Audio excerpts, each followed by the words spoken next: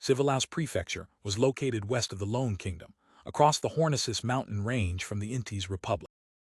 And in Backland, there was a street named after it, on the edge of Empress Borough, where the headquarters of the capital's police department was located. Many people chose to settle down here for the peace of mind, and Rafter Pound was one of them. The baronet stood by the closed window in his warm activity room at Unit 29, in his cotton-quilted pajamas, staring diagonally across the street at Civelaus Yard. He was in his early 40s, but the sides of his hair had turned white.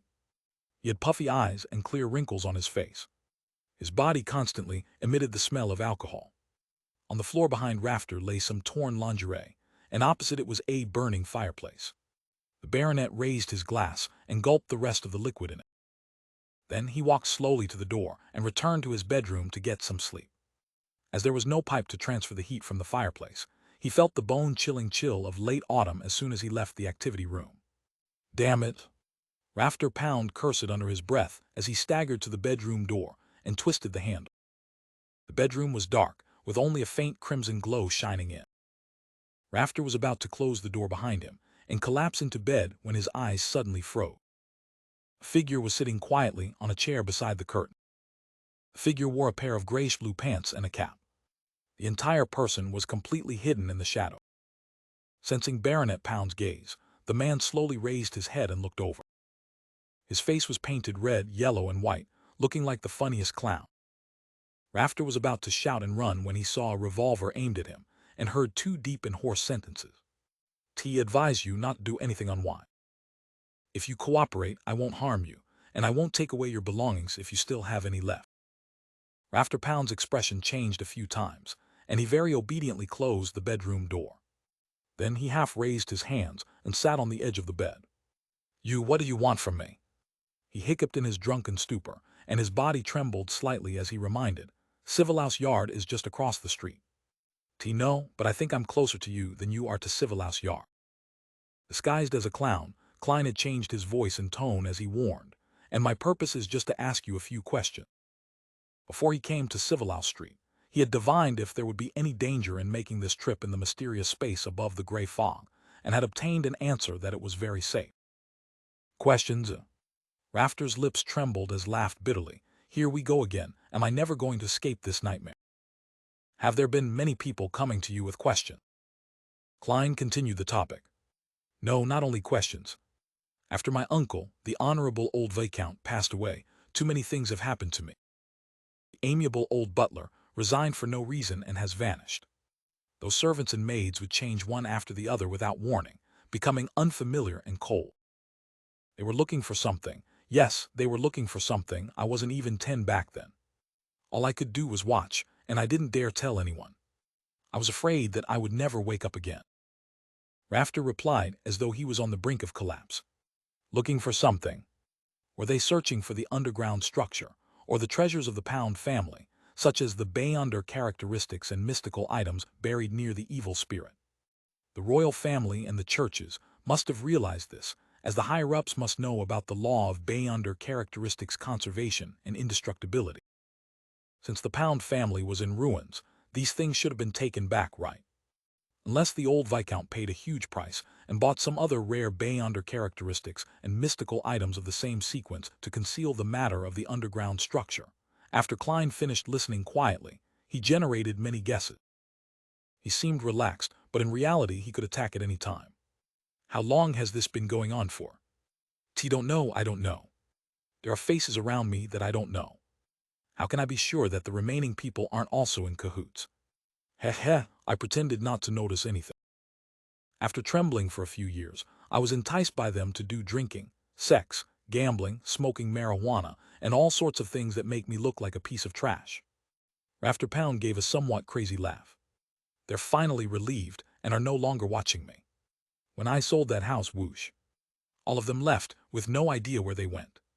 No, they must still be secretly monitoring me, preventing me from calling the police. Right, they aren't letting me call the police. This fellow has some mental illness. I have no idea if what he said is true or false. In his aura, the change in his mood colors adhere to logic. But what if he just feels that he had let down the old Viscount and fantasized a whole sequence of events like this to find an excuse for his degeneration? Later, he would keep telling himself that until he's utterly convinced, as a qualified keyboard warrior, Klein, who knew a little of everything, had seen similar cases in his previous life. After thinking for 2 seconds, he asked, "What did these people ask you?" "They asked me how the two children of the old Viscount died. They asked me what abnormal behavior the old Viscount had over the years. I wasn't even 10 years old at the time, so I don't know anything." Rafter waved his arms and growled under his breath. "Calm down, please calm down." Klein lowered his left hand and attempted to confirm if Baronet Pound knew of the underground structure via multiple angles. Time flew by as the question and answer session ensued. Klein said in a hoarse voice, "You really don't seem to know anything. TM, very sorry to bother you, but it's time for me to leave." He stood up, bowed slightly, and appeared very well-mannered. And almost at the same time, the excitement and appearance of having a breakdown on Rafter Pound's face vanished. His light blue eyes became abnormally deep, as though he was examining something. When he saw the intruder about to stand up straight, he immediately reverted back to his previous performance: grief, anger, madness, bitterness, and neuroticism. At that moment, a mysterious voice suddenly resounded in his ear. "Crimson." Klein injected spirituality into a slumber charm and threw it at Rafter with his unarmed left hand. Amidst crisp crackling sounds, a strong sense of serenity spread out, enveloping the baronet, causing him to shut his eyes involuntarily and fall weakly onto the bed. "Team, sorry. The questions from before are for the comparison of what shall ensue. Next, it's the process of entering your dream and spirit channeling." Klein patted Rafter's pajamas, and with his hand on his chest, he made another bow. Then he used the dream charm and entered Rafter's dream like a nightmare. In the gray, fragmentary, constantly coruscating world, Klein soberly walked beside Rafter, watching him see the blank faces of the servants and maids who had no facial features as they gave off abnormal and frightening vibes. He saw Rafter turning his head only to always to see an old face silently gazing at him, watching him curl up in the corner, shivering, and him being enveloped by a shadow, little by little. This matches what he had described earlier. Klein tried to guide the dream to make sense of the situation, but it was as though Baronet Pound had a very serious psychological trauma over these matters. Any tiny bit of stimulation would cause him to scream and run like a madman in his dream. This made it impossible for Klein to get any more information. Thus, he withdrew from the dream and cast another slumber charm on Rafter Pound before taking out amantha extract and other materials, in preparation to channel his spirit in a mediumship ritual. After responding to himself, Klein's spirituality passed through the storm of thoughts and saw the illusory image of Rafter, an illusory image based on the body of heart and mind. "What did the old Viscount say to you before he died?" Klein hesitated for a moment before asking. Rafter Pound muddle-headedly replied, "He wants me to maintain the family." "What else?" Klein asked again, in a tone of deliberate affirmation. "He wanted me to remember the glory of the ancestors," Rafter answered blankly. Klein nodded and asked, "What were those people looking for?" "Don't know." Rafter gave the same answer. Klein continued asking and compared it with the answers Pound had said before, finally coming to the conclusion that Baronet Pound had not lied, and what he had just said was true. At this point, he didn't stay any longer. He passed through the storm of thoughts and allowed his extended spirituality to return to his body. Next, Klein methodically tidied up the scene and tossed Azek's copper whistle a few times, using its nature to interfere with any possible divination investigation. "Thank you for your cooperation, Mr. Baronet." After doing all of this, Klein bowed once again.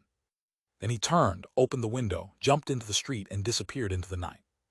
After a while, Rafter Pound suddenly opened his eyes. Round those light blue eyes, there was a circle of ruptured capillary. He flipped himself up suddenly and stared at the open oriel window. After making a long detour to Eastborough, Klein washed his disguise and changed into normal clothes. As if nothing had happened, he returned to 15 Mince Street in Sherwood Borough. He didn't rest, nor did he think about what he should do with the underground structure. Instead, he once again entered the fog. At the very end of the ancient long table, Klein slowly opened his palm, revealing several strands of brown hair. They were Rafter Pound's hair he had gathered when Rafter was sleeping. There's still the final step. Confirming with divination above the gray fog, Klein silently muttered to himself. Then he conjured a pen and paper. He wrote down the content that he had already thought about beforehand, Rafter Pound's future. I want to see what will happen to you in the future so as to confirm the past. Klein leaned back in his chair and began to recite the divination statement. As the ancient structure involved the 6 orthodox gods, he was afraid that there would be problems if he divined something directly, so he changed his way of thinking and helped Rafter Pound ask about the future. Rafter Pound's future. Klein held onto the baronet's hair, closed his eyes, and entered a deep slumber with the help of cogitation. In the gray, gloomy world, he saw a narrow, irregular cave. Rafter Pound, with his puffy eye bags and gray hair at his temples, was propping himself up on his elbows, crawling forward like a reptile to leave the hole. Then, with a flash, he retrieved a black iron emblem of unknown origins and wore it on his chest. The emblem had a scepter carved on it, as well as a hand that was holding onto the scepter tightly. Tutor. Klein jerked out of the dream and sat up. According to Miss Bodyguard's introduction, the black iron emblem was engraved with the imperial coat of arms of the Fourth Epoch's Tudor Empire royal household. It was identical to the one he had seen in the ancient structure. Rafter Pound is definitely not as simple as he seems to be. Klein rubbed his forehead and muttered to himself. As a seer, he had his own interpretation of the revelation he had received from the dream. On the one hand, he knew that it was something Rafter Pound would do in the future, and on the other hand, he believed that it meant that Rafter Pound had a deep connection with the Tudor family. Through the 3 tests of direct questioning, dream probing, and spirit channeling, Rafter Pound didn't expose any problems, nor did he make me notice that anything was amiss. If I didn't have a 4th test, I probably would have been deceived by him. Yes, maybe he really doesn't know anything at present and that it was a true act. In the future, he might even chance upon an opportunity to form a connection with the Tudor family, but it's more likely that he has already learned a lot from the old Viscount. Without confidence, he intentionally turned decadent and acted crazy and ignorant. For him to be able to hide from my dream and spirit channeling, it should be a result of some beyonder power. He probably wasn't acting at that time and was really in a muddled state. Otherwise, he would have exposed himself in front of a person like me who is very experienced in such matters. What beyonder powers could it be? What sequence number is he? Or is he the kind that is born with certain beyonder power? Klein proceeded this line of thought and soon realized he had reached a dead end. He quickly pulled himself out of this dead end and changed his angle of thinking. Rafter Pound has a deep connection with the Tudor family. Can I make a bold hypothesis that he's actually a descendant of the Tudor family? If the blood relationship between him and the old Viscount is real, then things are going to be interesting. The entire Pound family is a branch of the Tudor family that changed its surname to escape pursuit. They contributed tremendously and were conferred aristocratic titles, and they returned to the center of power, one step at a time. Meanwhile, they were secretly searching for the secret remains left behind by the Tudor Empire in Backland. After an unknown period of time, they finally found something. Thus, they bought what currently belongs to Millet Carter's house and built an exaggerated basement, which was used to explore the surrounding area. 30 to 40 years ago, they found the ruins and built a secret door to it. But during the exploration process, an accident occurred. That evil spirit didn't recognize any of the so-called Tudor descendants at all. The 2 heirs of the old Viscount died in that room, in the deepest corner, one after the other. Even their beyonder characteristics and mystical items couldn't be retrieved. Although the old Viscount spent a great price to buy similar beyonder characteristics, making it seem like the 2 heirs had died relatively normal deaths, the consecutive deaths made the royal household and the churches suspicious. Therefore, after the old Viscount passed away, Rafter Pound deliberately exaggerated and distorted the secret investigations of the past, to frighten himself into having mental problems. He began to engage in debauchery so as to avoid the attention of others. This can explain what previously puzzled me. How can a Viscount family be placed under the control of some mysterious person without any action from the royal household and the churches? Even if controlling him was necessary, they would do it in a milder and undetectable manner. For example, using a faithless of my sequence 6 pathway. A child can even sense something abnormal, much less the powerful beyonders of the royal household and the 3 churches. The reason why they were unaware can only be explained by the fact that they were the ones who had sent those people. Yes, back then, I surmised that the Tudor family and the Trunsos family grasped the Dark Emperor pathway, so due to the need to act, They would establish dynasties to maintain the style and uniqueness of the Solomon Empire. On this point, Miss Bodyguard has indirectly proven it. The Dark Emperor Pathway Sequence 9 is Lawyer, a Beyonder job that is extremely good at using order. Yes, Rafterpound was able to deceive my dream and spirit channeling abilities because of this. Perhaps he's gone one step further. He cooperated with me sufficiently, so in his muddled state in the dream, he was still able to subconsciously use the loophole of order and affect the development in the direction he wishes to have. Upon careful consideration, during the process of spirit channeling, Rafterpound didn't seem to really lie. However, his truth was only a partial truth. Maintain the family and remember the glory can be referring to the Pound family and also the Tudor family. Klein's train of thought became clearer bit by bit, and he had an overall assessment of the situation. From Rafterpound's current attitude, the evil spirit shouldn't be able to escape without any external help. Otherwise, the baronet would have long thought of a way to save himself.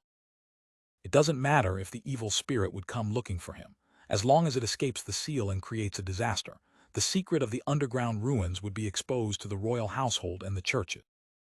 When that happens, Rafter will definitely be implicated. The room opposite had collapsed, but it didn't affect the power that restricted the evil spirit.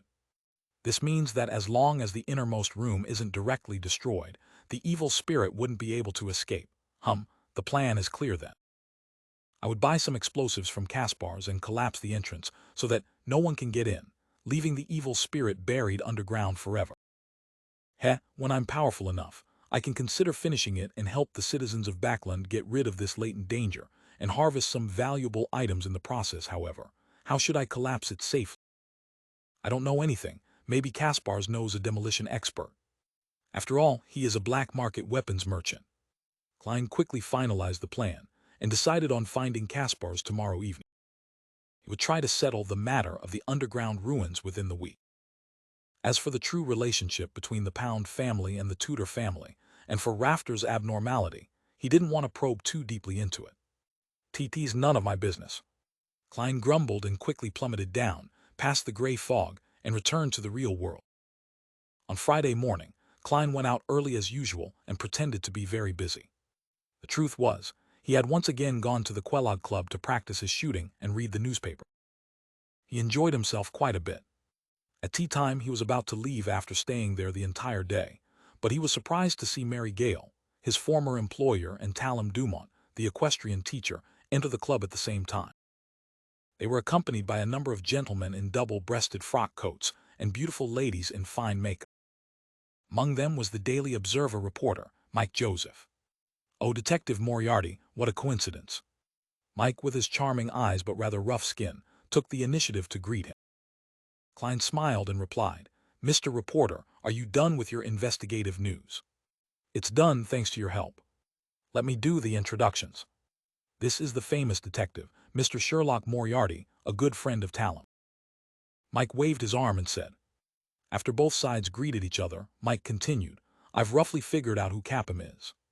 I'll tell you in detail when I have the time.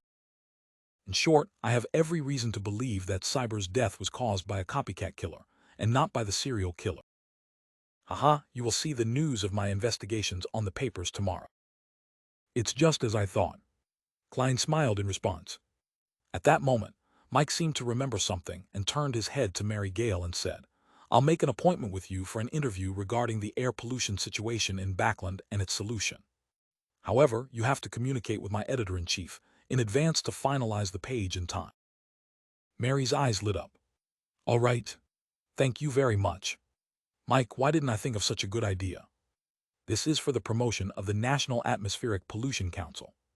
This reporter, Mike, has quite a lot of experience after all. Although the Daily Observer isn't one of the best newspapers, its circulation is considerable. Did Mary suddenly come here today because the other members of the House of Commons who are members of this club were coming? This type of private club is indeed suitable for politics and business." Klein seemed to gain an understanding and bade farewell ahead of time. Before becoming a faceless, he didn't want to get involved in high-level affairs such as this. Evening in an apartment in East Borough. After a busy day, Williams entered the small room he rented, intending to change his coat, get some money, go to the pub for a drink, and settle his dinner there. In the gloomy darkness, he suddenly stopped putting on his coat. He saw a shadow standing by the window, its face completely obscured by the shadow of the hood. "Who told you to look for Lanvis?" the dark figure asked in a low, slow voice. Williams quickly put on his coat, gulped his saliva, and said, "I have a friend, a bounty hunter." Bounty hunters referred to adventurers who used various bounty rewards as their main source of income. There were a lot of them in East Borough and in Backland. Why did he suddenly start looking for Lanvis? "This is a bounty that was offered a long time ago." The black figure was extremely tall. Step by step he approached Williams. "T don't know. Maybe she just wanted to attempt another bounty." Williams took a very tiny step back. The dark figure pressed hoarsely, "Who is she?" Williams immediately entered a dilemma, but after a few seconds he replied with a trembling voice, Zio Daracha. "I don't know where she lives." "Very good, very honest." The black figure reached out and patted Williams's body. Without further ado, he walked towards the door. Williams secretly heaved a sigh of relief, believing that his rich experience in the underworld had helped him. Don't try to be brave when you shouldn't. At that moment, he saw the shadow snap his fingers. Puh! Williams's thoughts froze, and his body suddenly split into pieces, scattering in all directions, splattering the ground and walls with flesh and blood. Then the shadow broke the gas pipe. Amidst the sound of gas spewing out from the pipes, he picked up the candle from Williams's desk and struck it against the wick. The black shadow left immediately. A few minutes later, the candle suddenly lit up by itself. Boom! The explosion wiped out everything. After dinner, in the billiard room of the Bravehearts bar. Dressed in a simple black coat and a dark cap, Klein held a glass of Southfield beer, closed the door behind him, and walked over to Kaspars, who was bent over the table, trying to hit the ball. Before he could muster a smile and say hello, Kaspars stopped what he was doing, straightened up, and glanced at him. "Marek isn't here. There are no other gatherings you want. T have nothing but weapons." "Very familiar with what I want. Fortunately, I have a different goal today." Klein curled the corner of his lips and said, "I'm here to buy weapons." "Marek isn't here from the looks of it. They've been exposed and are targeted by their enemies. They've decided to switch locations. Then I won't be able to contact Miss Bodyguard, and I was planning on tricking Millet Carter with Marek's zombies as my helpers. They'll keep a secret, they're obedient, and they're unafraid of death." "Well, the premise of their obedience is when the influence of Azek's copper whistle is shielded." As he spoke, a series of thoughts flashed through Klein's mind. Kaspars was slightly surprised. With a look of suspicion, he leaned against his cue stick and rubbed his brandy nose and said, "What kind of weapon are you looking to buy? Have you finished the previous bullets?" "That's quite a lot of practice." "No, I practiced with bullets I bought at the Quelug Club." Klein smiled. "I want to buy explosives, the kind that is widely used in mines." "What do you want to do?" Kaspars blurted out as his expression turned solemn and stern. "I'm warning you, don't try to do anything condemnable. I won't allow my customers to challenge Civilhouse Yard. Of course, you don't have to buy weapons from me. To be able to become a black market weapon merchant and live to this day, from a certain point of view, he must abide strictly by the rules. At the very least, he wouldn't sell to those crazy fellows." Klein habitually gave his evaluation from a Nighthawk's point of view and smiled. "You seem to have misunderstood something. I'm not going to blast open the door of a bank vault or try to create any sensational news. I'm helping someone with the demolition of a building, making it easier for subsequent renovation." "Then why didn't he find a proper construction company?" Kaspars didn't let down his guard. "Haha, that's a secret chamber. He doesn't want others to know about it." Klein switched to asking, "Do you know any reliable explosives experts? I'm not very good at this sort of thing, and I'm afraid the whole house will collapse." When Kaspar saw that Klein was making considerations to ensure that the house remained in good condition, the doubt in his mind was immediately dispelled quite significantly. Just as he was deliberating for an answer, an illusory voice suddenly rang out in the room. "There's no need." A familiar feeling came over Klein. He quickly turned around and found Miss Bodyguard sitting on a chair in the corner, without him realizing it. She was still wearing her black Gothic regal dress and matching soft hat. Her face was as pale as ever, and her blonde hair and delicate features accentuated each other. "Good evening, madam." Klein slightly bent his back and bowed. "Good evening, ma'am." "Sharon." Kaspars did the same. "So her name is Sharon." Klein thoughtfully waited for her to speak. The lady named Sharon looked at Kaspars and said, Merrick won't be coming back here again. TF, you need him for anything. Leave a message according to the third method. Yes, ma'am. Sharon. Kaspars, who had clearly seen a lot of things in his life, seemed to have an instinctive fear of Miss Bodyguard. Upon hearing this, Klein interrupted. If I wanted to get Merrick's help, how should I get in touch with him? Through Kaspars, Sharon answered simply. All right. Klein spread out his hands and said, Oh yeah, what did you mean when you said there's no need for a demolition expert? Sharon's blue eyes didn't waver in the slightest. Tam 1. You are 1. You're a demolition expert. Wait a minute, aren't you a Beyonder with special abilities, probably at Sequence 5? Why are you being a part-time demolition expert? Klein froze as he felt at a loss for words. In the end, he chose to believe Miss Bodyguard as he said in deliberation, I'm going to visit. Before he could finish, he looked at Kaspar. It was indicative that the ensuing topic wasn't suitable for this ordinary person. Fundamentally, due to his body, a black market weapons dealer is indeed considered an ordinary person, Klein silently added. Sharon looked at Kaspars and said, Prepare the explosives. £2. He'll pay. Yes, ma'am. Sharon.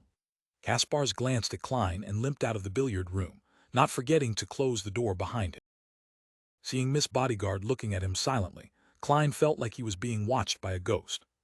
He quickly organized his words and said, T found Baronet Pound's address and visited him in the middle of the night. After recounting everything that Rafter Pound had told him, Klein began to deduce the process from the story. T think he lied in many areas, and it's impossible for a Viscount family to be so easily manipulated. If a child can notice something abnormal, how can the royal household and the churches not sense anything? After Rafter Pound degenerated, he had many chances to interact with outsiders and other aristocratic members. As long as he showed a little courage, he would be able to easily resolve the problem. Therefore, I think he must have been hiding something that has a high chance of being related to the underground structure. From the state of his mind, it seems that the evil spirit won't be able to escape for a long period of time, so I plan to get some explosives and destroy the entrance to prevent others from getting in. I'm afraid that I might accidentally release the evil spirit. Yes.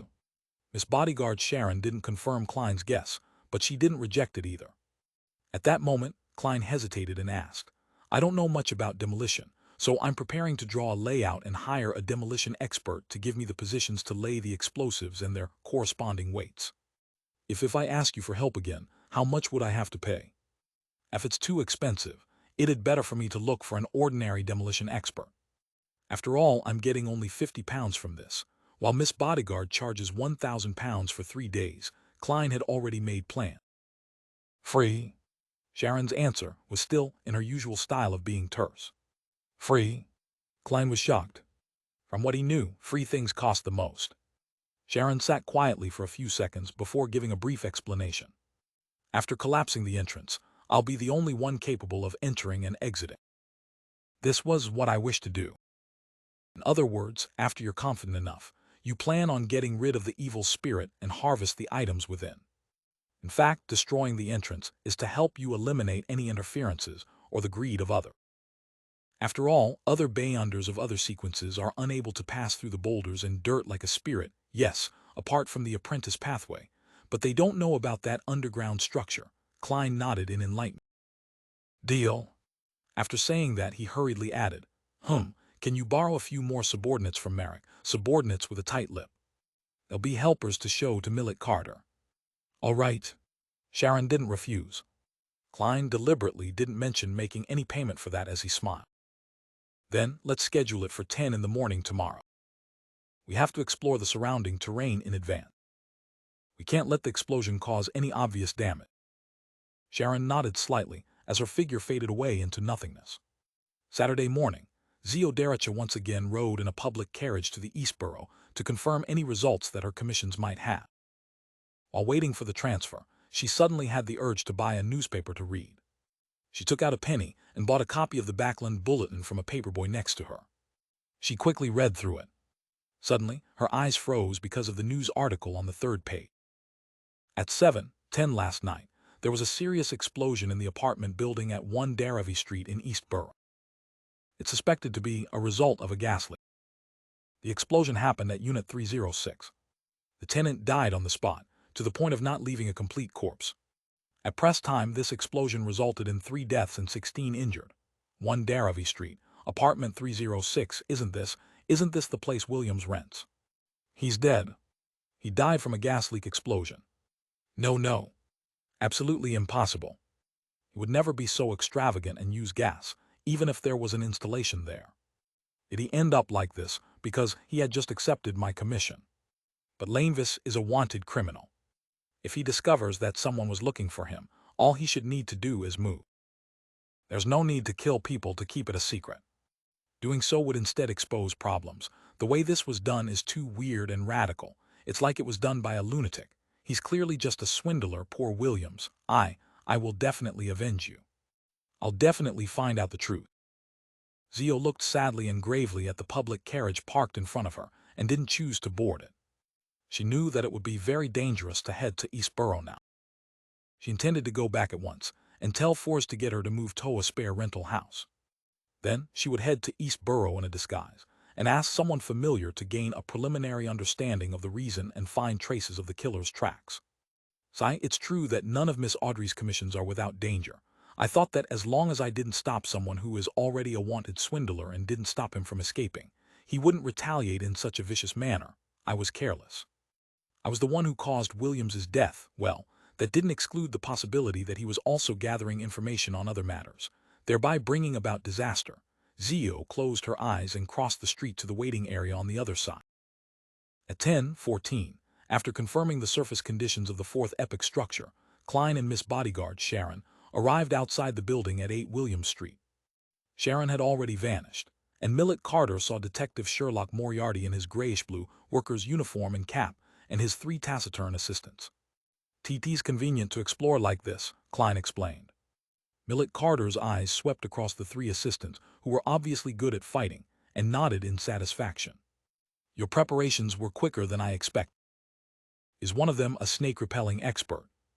"Yes, they're very good at repelling snakes." Klein didn't hesitate to give an affirmative answer.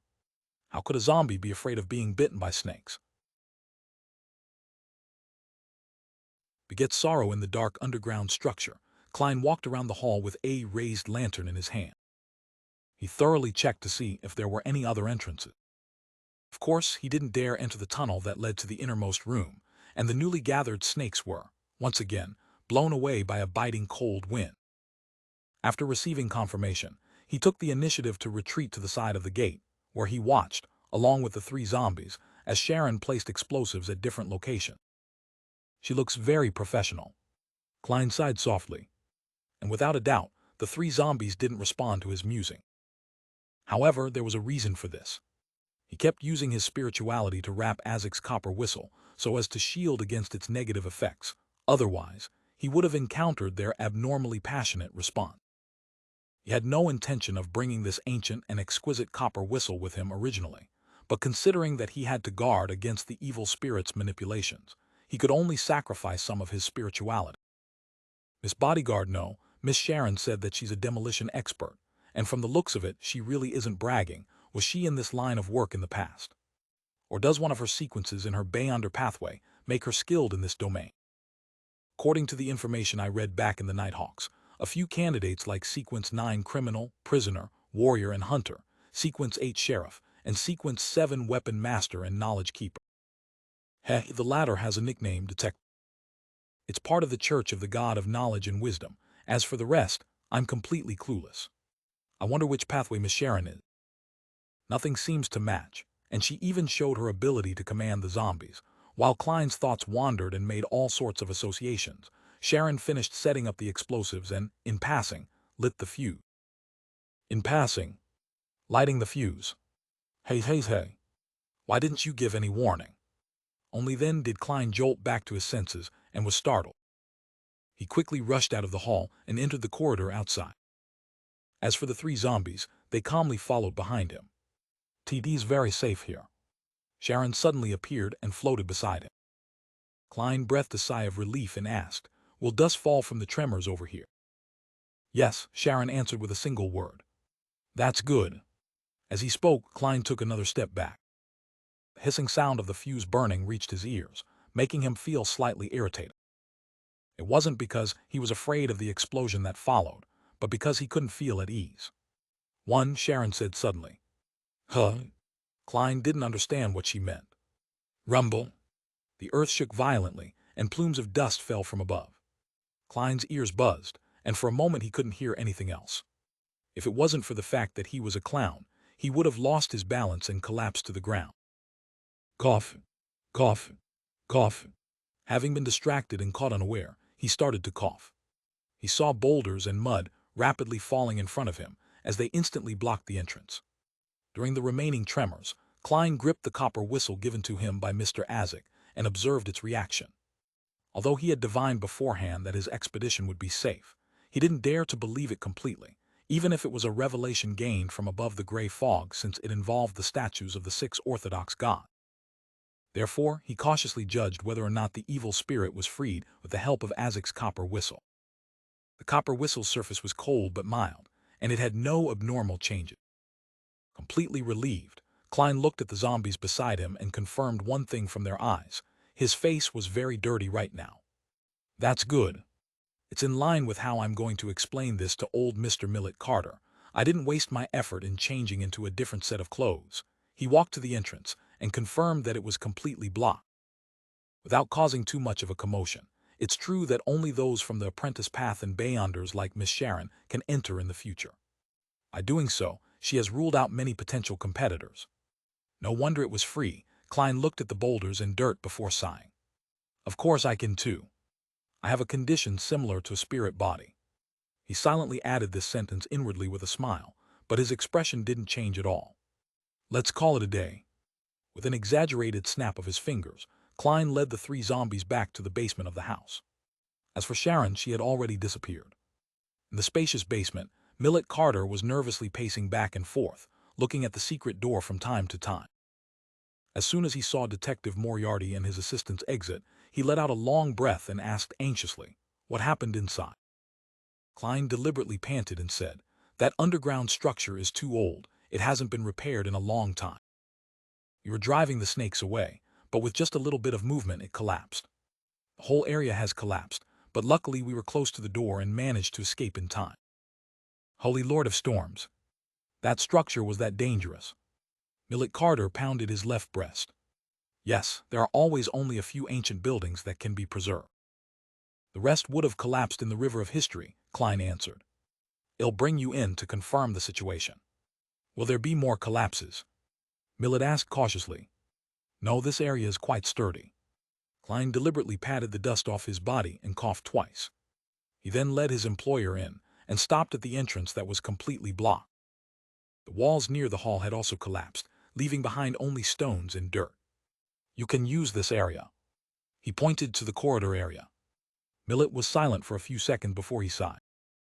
Thank goodness I didn't hastily send someone in to explore, but instead went a look for you, a professional. Otherwise, I would have had to bear the burden of the loss of several lives. All right, this commission ends here. I'll pay you the rest of the reward. As he spoke, Millet Carter took out his wallet, did a count, and was somewhat embarrassed to find that there were only about 30 pounds in cash. Fortunately, I still have other forms of money, otherwise I'd have to go to the bank, Millet mumbled as he looked up at Klein. Do you mind taking gold coins? No, I don't mind any form of money. Klein smiled. The gold pound of the Lone Kingdom could be in the form of gold coins, unless they were of huge denomination. This was the guarantee of the denomination on paper money. However, in the past 100 years after Emperor Roselle, the people of the northern continent had become more and more accustomed to paper money. There were even some members of parliament who wanted notes to replace copper penny. Gold, in the true sense of the word, already hardly ever circulated in the market. Only some of the old gentlemen would attach a fixed box on the other end of their pocket watch chain, which contained some gold in case of accidents. It was to give them peace of mind, and was also a habit. Millet nodded, and following the gold chain on his clothes, he pulled out a box that flickered with golden light from a certain pocket. He opened the box, took out 5 gold coins, and handed them together with the notes he had previously counted to the detective. Klein didn't hide his actions as he counted the money, and suddenly flicked a gold coin and caught it coolly. Thank you for your generosity. He glanced up at the statue and smiled sincerely. Then he pressed his hand to his chest and bowed, whilst facing Millet Carter. Yes, if it were any other detective, even if they demolished the entrance and the passageway, they would definitely have nightmares upon returning. They would hear things at home, and their minds will turn weak. They would feel like they're being watched all the time and experience other problems.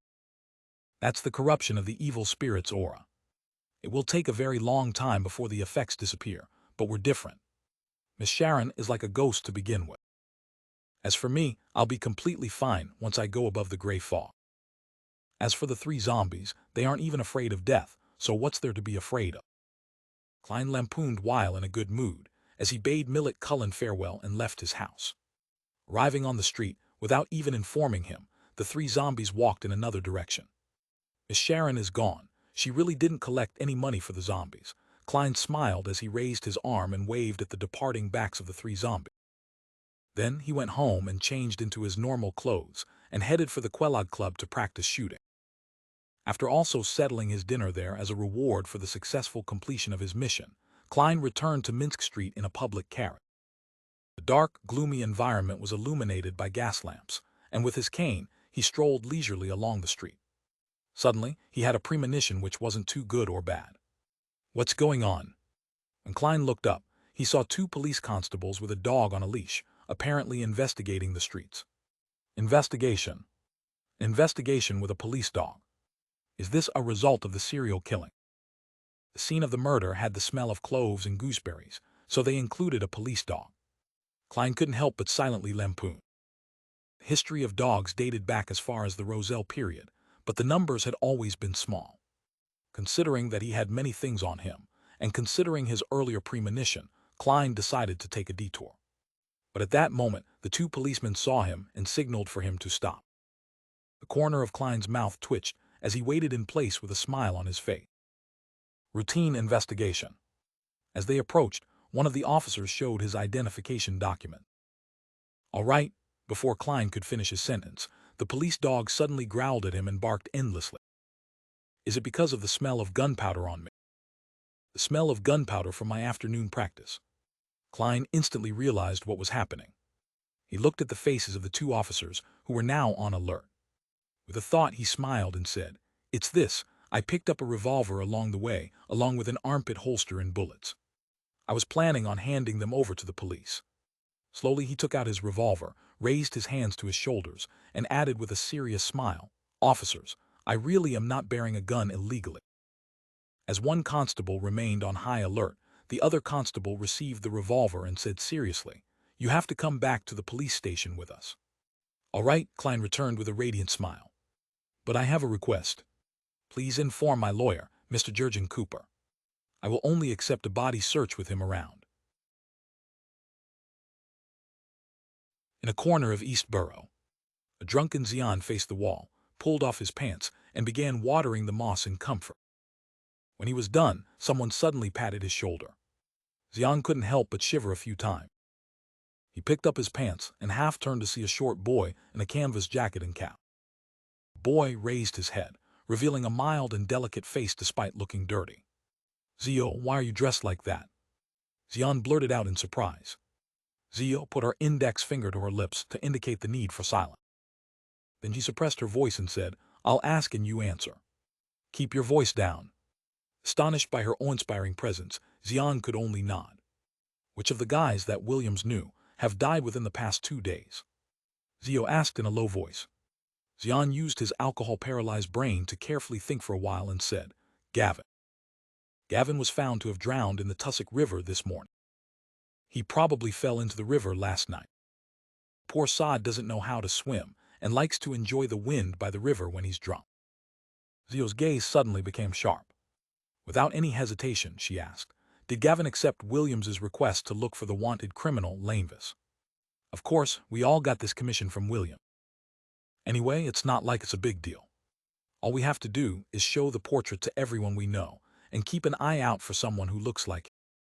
Oh, Williams, he said that if there's a clue, he'll treat me to 3 days of booze and meat. Poor fellow actually died in a gas explosion. That's why I refused to have my landlord install a gas pipe. That was months ago. I can only afford a cheap motel now, Jean droned on. What region is Gavin in charge of? Did he mention anything to you? Zio looked sideways, pursed her lips, and stared straight at Zion. He usually goes to the dock area near the East Balham dock. He even met me yesterday evening and said that he went to the Workers' Alliance tavern there to spread the news of his search for Lanevis, and he also showed the portrait of Lanevis to everyone present. Jean hiccuped. There were many docks in Backland, most of which were considered as the dock area and designated as shipyards. And after that, did Gavin say what he was going to do? Zio asked again, frowning doubtfully. Of course, drinking. He planned to have a good drink and then find a place to sleep. Oh, the poor sod must have felt hot from drinking and wanted to take a bath in the river, but he forgot he couldn't swim, and it's almost winter. Zion sighed again. Gavin didn't discover anything. He had gone to the Workers' Alliance tavern in East Balham dock and distributed leaflets to search for Lanevis, but ended up meeting his demise. It even implicated Williams. The murderer's reaction can no longer be described as extreme anymore. He's simply a lunatic. If I were Lanevis, the easiest option would be to immediately move somewhere else and avoid being found. Unless he's embroiled in something and cannot leave anytime soon, but I wasn't the only one looking for him. There are also many bounty hunters. He may kill Williams, but can he kill that many people? If he had the ability, he would kill off everyone who spread wanted posters in Civilhouse Yard. Zio was completely befuddled by the entire matter, just like how she found Williams's death was impossible. In the end, she decided to report the problem to Miss Audrey first, and then head to the Workers' Alliance tavern in East Balham in disguise. She wouldn't make any inquiry, and only observe to see if there was anyone suspicious. Sherwood Borough. Rise Police Station. Once again, Klein found himself huddled on a backrest-equipped bench with thieves and drunkards. How unlucky, to think that I would run into the police and fail to take a detour in time. It's all because of that damn serial killer. As Klein cursed that particular person, he thought about how to hide his charms and the herbal powder he couldn't explain away and dodge the body search that followed. He had tried to put them in his black gloves, then find a chance to slip them into a hidden spot in the police station, only to retrieve them when he left. Just then his eyes lit up, and he saw the young lawyer, Jurgen Cooper, with his hair neatly combed back. He was dressed like he was attending a banquet. Just as Cooper came over, he was accompanied by a police constable. You can leave after signing your name, Jurgen said with his usual serious expression. "T.S. that all?"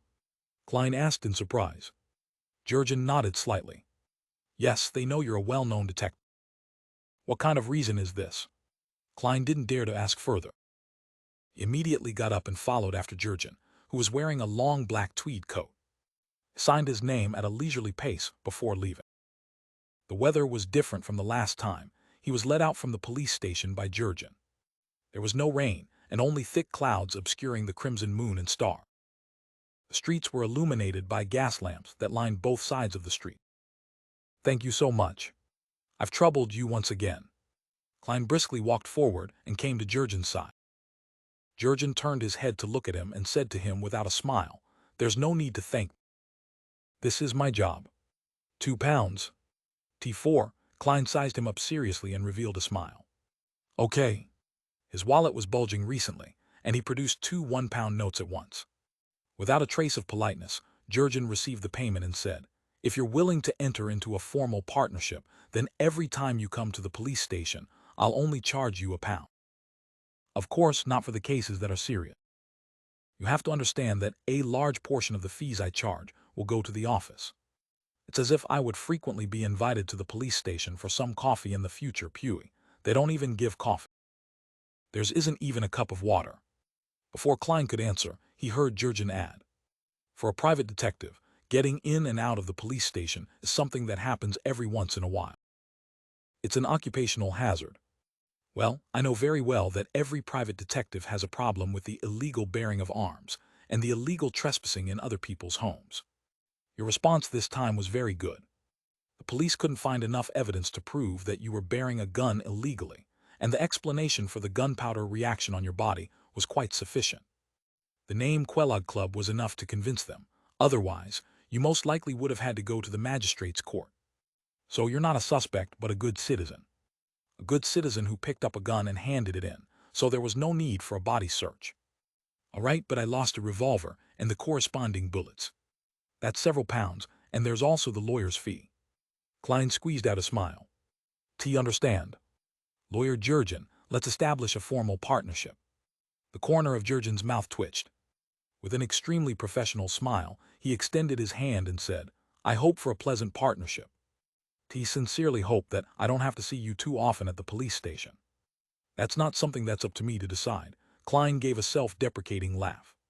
Back at 15 Mince Street, Klein eased himself with a hot bath. But at that moment, he once again heard illusory prayers coming from a woman. Miss Justice, is there a clue regarding Lanevis? Klein suddenly jumped out of the bathtub, quickly dried his body, put on his clothes, and went above the gray fog. Staring at the constantly expanding and shrinking crimson star, he extended his spirituality and chose to listen.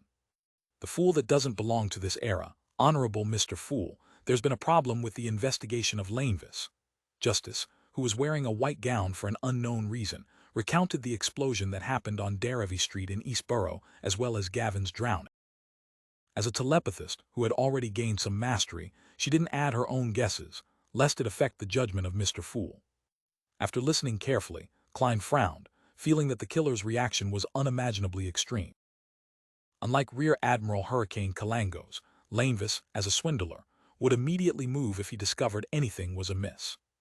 That should be his professional instinct. There's no reason to follow the clues in reverse and kill those who are seeking it. According to this standard, 80% of East Borough's bounty hunters would die. This would cause a sensation and cause the case to be taken over by the Nighthawks, mandated punishers, or machinery hive mind. Has the benefits Lanevis gained, from the ritual of praying to the true creator to send his son down, left him mad. This is very consistent with the style of the true creator, however. The problem lies with the fact that it would be difficult for a lunatic to hide himself. Apart from the potential, Klein fell into deep thought and was in no hurry to respond to Miss Justice. He had read the newspapers and known about the explosion, so he used dream divination to recall the detail. Then he wrote a new divination statement, clues to the explosion in Darrivy Street. As he recited it silently, he leaned back in his chair and entered a dream. He saw a 3-story, grayish-blue apartment. On the 3rd floor of the apartment, a room had lost its windows and half the wall had been destroyed. It was filled with signs of an explosion. The scene quickly shattered. Klein woke up from his reverie as he tapped the edge of the table and thought to himself. The clues are at the scene of the crime. This revelation can also mean that the murderer is still watching the crime scene and wants to finish off the person who comes to investigate the matter. Yes, this will give him a chance to find the person who recently issued the bounty for Lane. I'll visit the crime scene in disguise and see if I can find the killer. Even if he isn't Lanevis, he must surely be connected to Lanevis. But he must have hidden himself very well. How can I find him without attracting his attention? Thought flashed as Klein's eyes was cast onto the old black eye on the long bronze table. This was a Beyonder characteristic left behind by the nimble right master Resego. In the real world, I can't use this item to manipulate those strange threads because of the residual mental corruption from the true creator. There will be irreversible harm after interacting with it for a certain amount of time. However, if it was used temporarily, I can use the threads to find a hidden person. That's something acceptable. It's just like how I used it to determine if Miss Bodyguard had left previously. Klein narrowed his eyes, removed his spirit pendulum, and divined if his trip would be dangerous. The answer was positive, but the amplitude and frequency of the spinning weren't excessive. That's acceptable. Klein was silent for a few seconds before returning to the real world. Then, by summoning himself, he placed the all-black eye into an iron cigarette case and brought it back to his bedroom. After changing his clothes, sticking his beard on, and getting ready, Klein came before the mirror and examined himself. The faint scholarly vibe that he had was completely concealed by the beard on his face, and his brown eyes seemed to be like an ancient pool which hid and sealed something within. Compared to when he was in Tingen City, Klein almost didn't recognize himself. One by one, he stretched out his fingers and clenched them into a fist. Looking at the mirror, he said in a low and hoarse voice, "Captain, this is the first step to avenging both you and me." Before he finished his sentence, he saw himself grinning in the mirror, a brilliant smile on his face. In the suburbs west of North Borough, in a soon-to-be-abandoned 3-story house.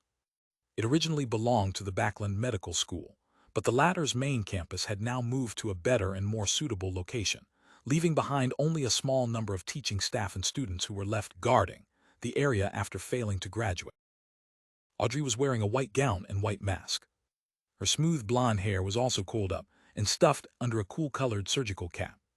She darted her eyes to the side and looked at Fours Wall, who was dressed in the same way. She always felt that Fours had a special temperament that seemed to make her more suited to such attires than herself. It's the kind of temperament that allows her to pick up a scalpel and cut open a patient's stomach at any moment. Audrey didn't say anything. She followed half a step behind Fours as they entered the classroom in front of them. She was startled by the information she had received from Fours, because Mr. Fool had said it was a simple task.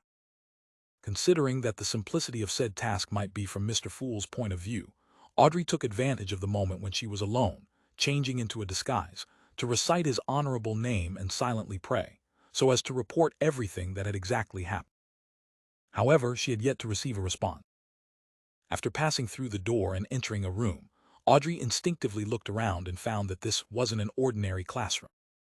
There were actually 4 skeletal specimens and 4 coffins made of glass. The coffins were filled with pale, naked corpses that were soaked in preserving agents. At the very top of the classroom, there was a transparent glass pillar that was also filled with a liquid.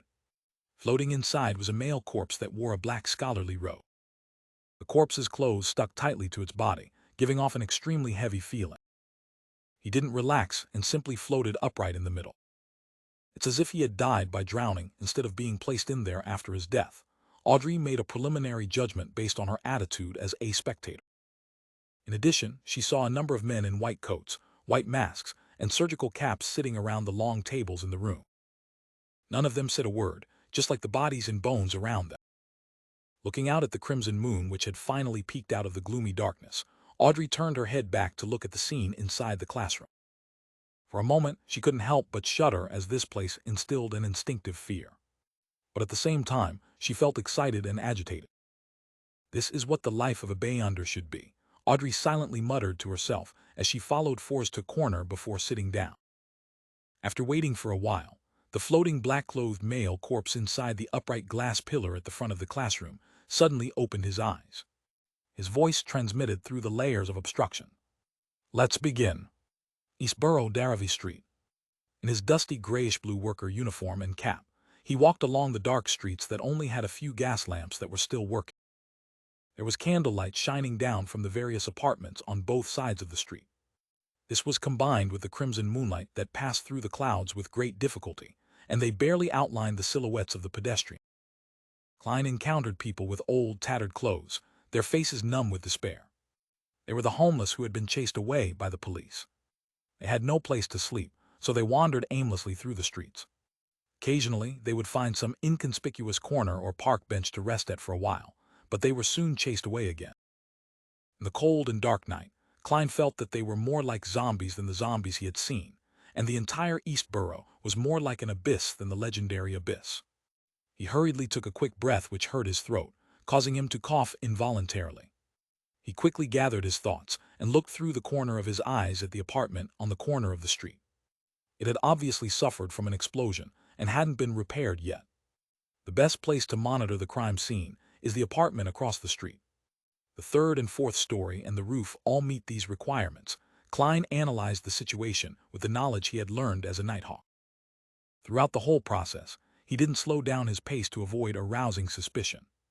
At the end of the street, Klein smoothly crossed the apartment building numbered 1 and entered the building across the street from the crime scene. The 1-bedroom apartment he had rented in Eastborough was similar to this apartment, and he had also lived in an apartment of slightly higher class with his brother Benson and sister Melissa in Tingeon City for quite a long time. It was Klein's personal experience, but it also came from the memory fragments of the original Klein. As his thoughts raced, Klein lowered his cap, lowered his head, and without rushing, he walked up the creaking stairs to the 3rd floor. Due to his unlucky encounter in the evening, he no longer had a revolver, so all he could do was stick one hand into his pocket and hold a few tarot cards in between his fingers. There was no light other than the faint moonlight in the corridor of the 3rd floor. Klein was in no hurry to move forward, so he carefully observed the layout. The spot directly across the crime scene is on the left. The one with the best view for surveillance should be the third room from here. Klein began to walk slowly and carefully. After walking past 2 rooms, he also inserted his right hand into his pocket and gently opened the iron cigarette case. After a split second, his fingers touched the all-black eye, and the murmurs resounded in his ears as they attempted to tear his mind apart. At the same time, with the help of this corrupted item, Klein saw many strange black lines. These thin lines floated in the air, and although they were intertwined and entangled a little, he could still distinguish who they belonged to if he traced them back to the source. The corresponding figures were reflected in Klein's soon-to-be-cooked brain. There were men, women, and children sleeping in the bunk beds, and several tenants lying in bed on the floor. Other than that, there were no other special spots, nor were there any hidden figures. The illusion in front of him and the auditory hallucination in his ears slowly improved as Klein quickly retracted his hand from the all-black eye. He endured the pain as he continued to move forward. Once he felt some relief, he would immediately observe the other room. Unfortunately, his efforts of searching the entire apartment to see if there were any places that allowed the observation of the crime scene was in vain. Few, Klein cowered in a corner of a balcony. His hands were on his knees as he panted heavily. Tears streamed from the corners of his eyes, and from time to time, his nose would run as if he had fallen sick. This was the result of his repeated contact with the all-black eye within a short period of time. Even with Klein's resistance in this area, he wasn't completely immune to it. The only thing that satisfied him was that it only agitated him and didn't corrupt him. Otherwise, he would have given up long ago and wouldn't have dared to try again. That would have led directly to devolving into madness. After resting for a while, Klein finally calmed down and switched to a different apartment that didn't have the same view as this one, but it was still for naught. Did I interpret it wrong? The clues are at the scene of the crime. When Klein returned to the street, he looked suspiciously out of the corner of his eye at the apartment with traces of an explosion. With the mindset of just giving it a try, he put his hand back into his pocket, pushed the metal cigarette case open, and stuck his hand inside. He wanted to see if anyone was hiding in the apartment where the crime scene was located. With a hum, Klein's head suddenly felt like it was being smashed as his body wobbled a little. Like a drunkard, he staggered forward and looked at the apartment which had signs of an explosion.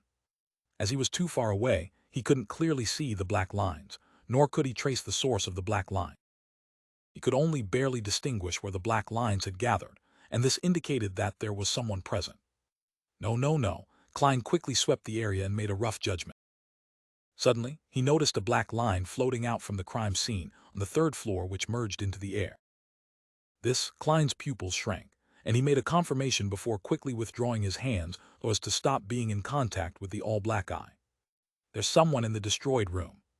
That murderer is actually crazy enough to wait for investigators to come to the crime scene.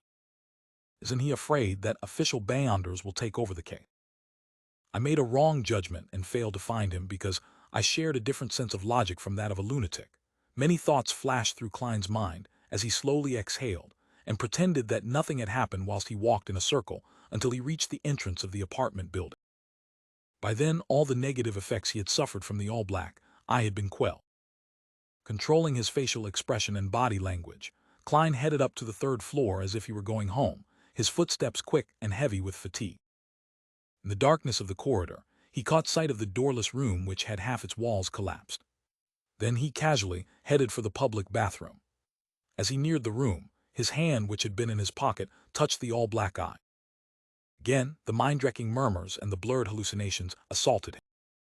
Through the corners of his eyes, Klein saw a black, illusory thread spread out from the crime scene. As he traced the source, he found a man who had completely merged into the shadow. His aura was the same color. The man was extremely tall, almost 2 meters in height. The corners of his mouth drooped slightly, making him appear rather eccentric. His cold eyes were like those of a wild beast, possessing a ferocity that couldn't be hidden. It's not Lanevis. Klein withdrew his fingers, relaxed his body, and avoided the likelihood of staring. He entered the public bathroom at the end of the corridor without stopping. Nor did he alarm the man. The public bathroom and the crime scene weren't on the same side. He wiped off his cold sweat, and after quelling the negative effects, he directly jumped out the window, climbing down skillfully before leaving with brisk steps. He didn't stay a moment longer. He knew that in a few minutes the man would be alerted to the absence of someone who had gone to the bathroom, so he had to get as far away from the street as possible. It wasn't that Klein didn't want to walk back the way he came from, but if he didn't know which room he could go to, it would similarly expose him. The clown quickly ran and circled around a huge area before entering that one-bedroom apartment he had rented in East Borough. He then went above the gray fog to confirm that there was no danger of him being caught. That fellow must have had some sort of deep connection with Lanevis. After a moment's thought, Klein conjured a portrait of the man from earlier, sending his thoughts to the crimson star that represented Miss Justice. Soon after he said solemnly in a tone of authority, "This is a clue." Burrow inside the soon-to-be abandoned medical school building, Audrey suddenly felt adrift as she took a detour to leave the gathering which had just ended. She saw the familiar thick gray fog and the blurry figure situated in the center high above. "This is a clue." Accompanying Mr. Fool's solemn voice were scenes that looked like a film reel, a colored one at that. A man who wasn't particularly muscular, but was nearly 2 meters tall in height, was wearing a black priest robe and standing in the shadow. His light yellow hair was slightly curled, and his dark brown eyes were cold with malice.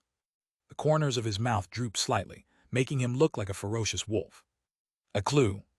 A clue to the bombing on East Borough's Daravy Street and Gavin's drowning. Is this the murderer? Audrey stared blankly for a moment before immediately coming to an understanding. Mr. Fool already has a clue. He's really impressive. No, he's omnipotent. After sighing to herself, she turned to look at Ford. As soon as Forbes removed her mask and surgical cap and got into the carriage, she noticed Miss Audrey's slightly strange gaze. She immediately asked in puzzlement, "Is there something on my face?" "Nope." Audrey looked away and sat down before removing her disguise. Forbes recalled the gathering and asked curiously, "Miss Audrey, why didn't you announce that you were purchasing the Spectator formula? You could have established contact with the psychology alchemist that way." She remembered that the generous Miss Audrey had remained silent most of the time and only sold some spirituality-infused materials and responded to buying other varieties accordingly. Audrey smiled faintly and said, "This is my first gathering in this circle. I think it's more important to observe and wait.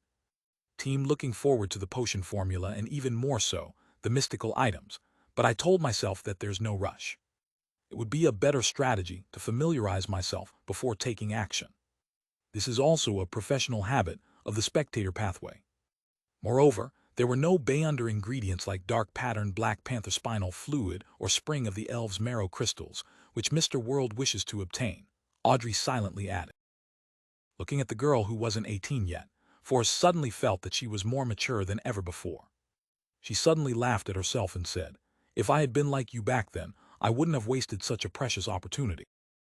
Audrey gave a reserved smile as a response before saying, "I'll ask some special friends in the morning if they have any leads on the Daravy Street bombing.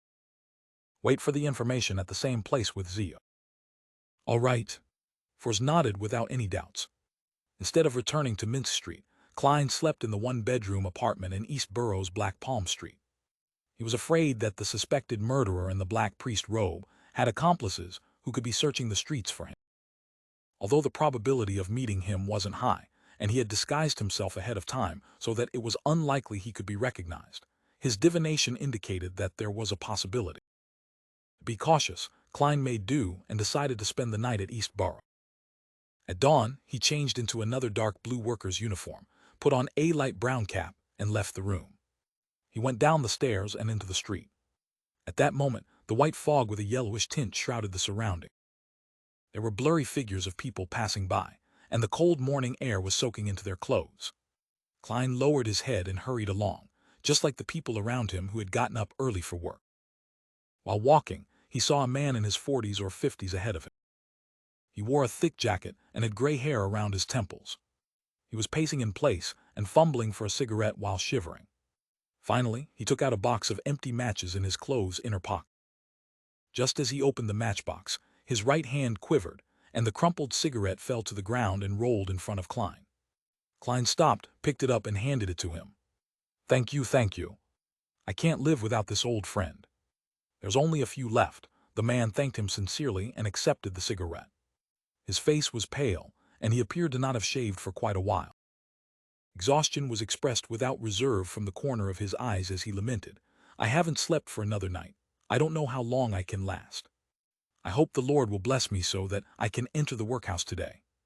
"He's a homeless person who has been chased away." Klein casually asked, "Why doesn't the king and ministers allow all of you to sleep in the park?" "Who knows? But to sleep in this kind of weather outside, it's very likely that you'll never wake up again. It's still better in the day, since you can find a warmer place.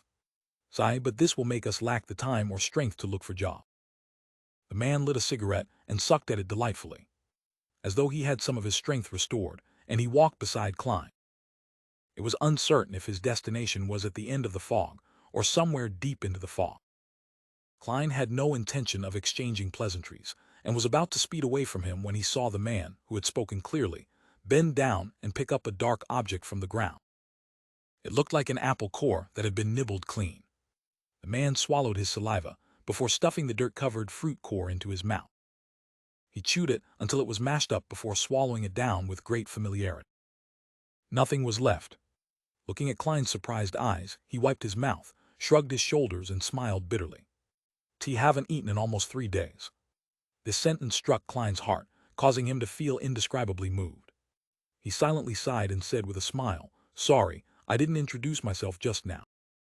I'm a reporter, and I'm currently writing about homeless people. Can I interview you? Let's go to the cafe up front." The man froze for a moment before he smiled and said, "No problem, it's much warmer inside than on the streets. TF, you can stay a little bit longer after the interview and let me sleep inside for half an hour. No, 15 minutes. That would be even better." Klein turned agape, momentarily at a loss for words. He just silently led his interviewee into the budget cafe at the end of the street. The tables and chairs in the coffee shop were quite greasy. Due to the walls and windows inside, there were quite a few guests. The average temperature was indeed much higher than the streets. The man scratched his throat, concealing his Adam's apple that was squirming from the fragrance. Klein motioned for him to sit down and went to order 2 large cups of tea, a plate of lamb stewed with young peas, 2 loaves of bread, 2 pieces of toast, a serving of low-quality butter, and a serving of artificial cream for a total of 17.5 pence. "Have some food to eat. We'll have the interview after you eat your fill." Once the food was ready, Klein carried them back to their table. "This is for me?" the man asked with anticipation and surprise. "Except for a piece of toast and a cup of tea, the rest is yours." Klein smiled in response. The man wiped his eyes and said with a slightly choked voice, "Why, you truly are a kind-hearted person." "After starving for so long, make sure not to eat too quickly," Klein warned. "Tino, I had an old buddy who died just like that." The middle-aged man worked hard at eating at a slower pace, occasionally lifting his cup of tea and gulping it down. Klein easily finished the toast and watched quietly, waiting for the man to finish his meal. "Phew, I haven't eaten until I was this full in 3 months, no, half a year. In the workhouse, the food they give is just enough." After a while, the man put down his spoon, leaving empty plates in front of him. Pretending to be a journalist, Klein asked casually, "How did you become a vagabond?" "It was bad luck. I was originally a worker leading quite a good life.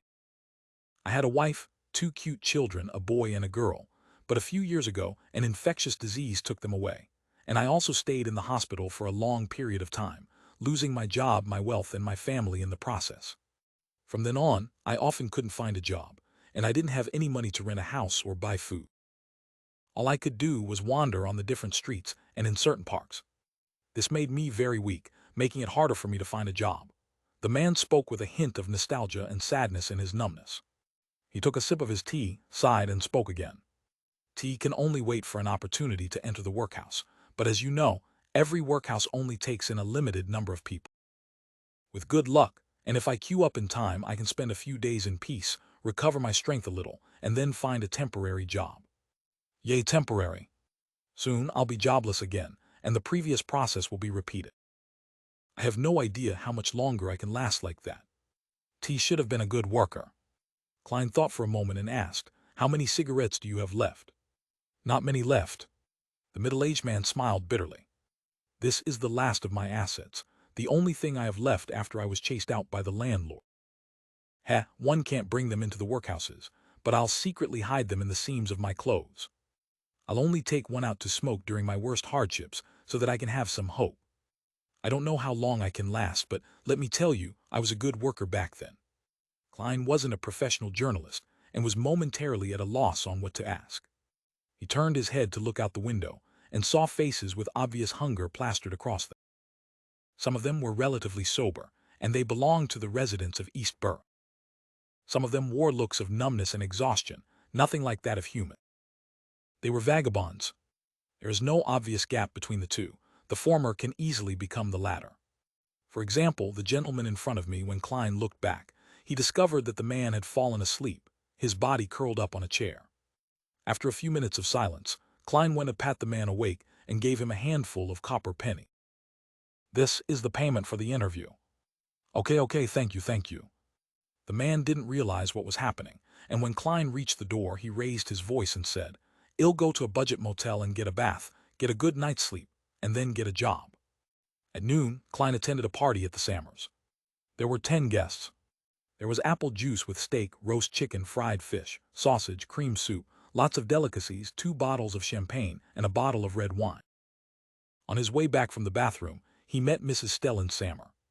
He thanked her sincerely. It was a sumptuous lunch. Truly delightful. Thank you for your hospitality. TT cost a total of £4 and 8 solely. The most expensive were the 3 bottles of wine, but they were all part of Luke's collection. He has a liquor cabinet. The pretty Mrs. Stellan smiled in response. Without waiting for Klein to speak, she said, "You earned £10 from Mary's matter alone, and if you can keep up the good fortune, you'll soon be able to have a banquet like this. For people of our class, you have to invite friends once a month and also be invited by friends." Klein, who was already used to her mannerisms, obliged politely.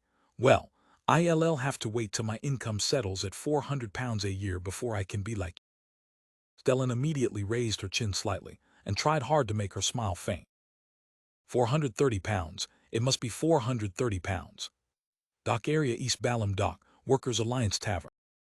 Zio wore boots that gave her height a huge boost and stuck on a thick beard, making herself look like a short man. She tried to recall the portrait from Miss Audrey, trying to engrave in her mind the image of the man who might have been the murderer. If Gavin had been killed by him, the murderer probably frequents this tavern. Zio ordered a glass of rye beer and a lunch set before huddling in a corner and eating slowly. From time to time, she would look around furtively in search of her target. After a while, the tavern's door was pushed open again, and Zio reflexively looked over.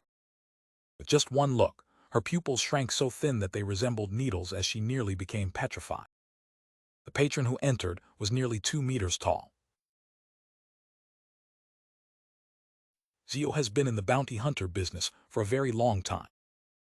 Many things were done on instinct, without any thought.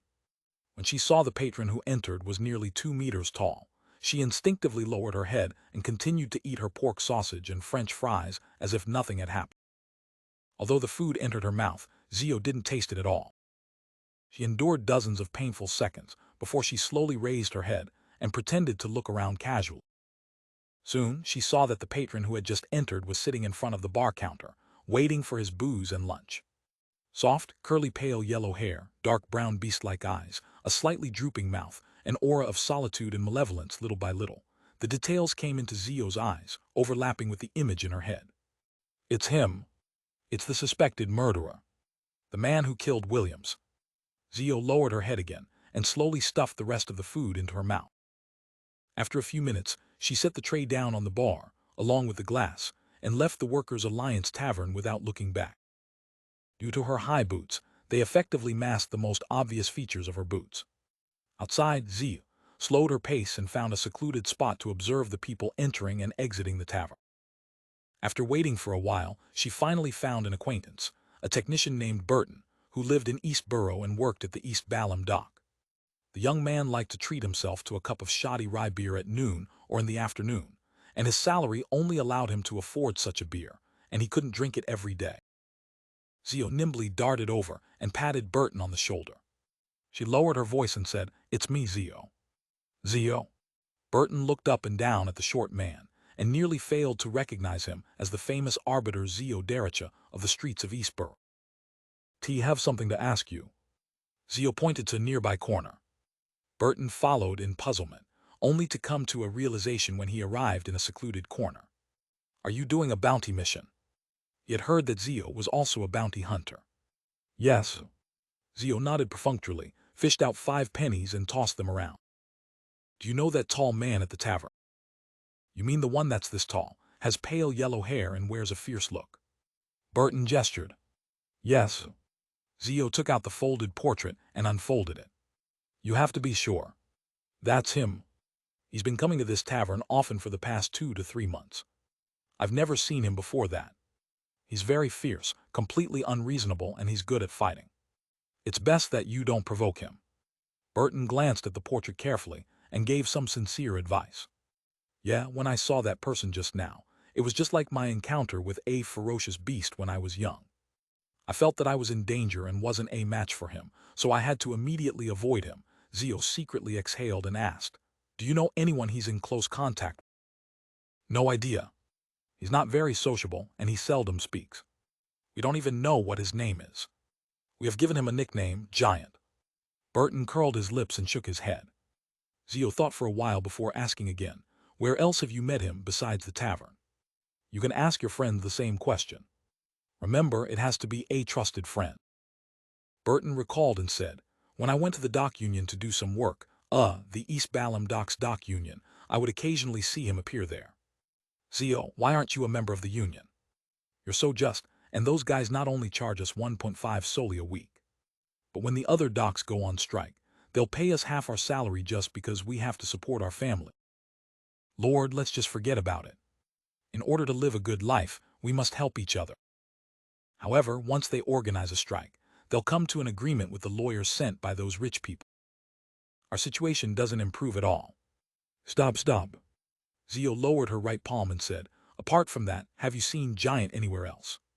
No, my friends probably haven't either. After all, we often discuss him in private, Burton answered in a firm tone. Zio didn't say anything more and gave him 5 copper pennies. Drinks on me.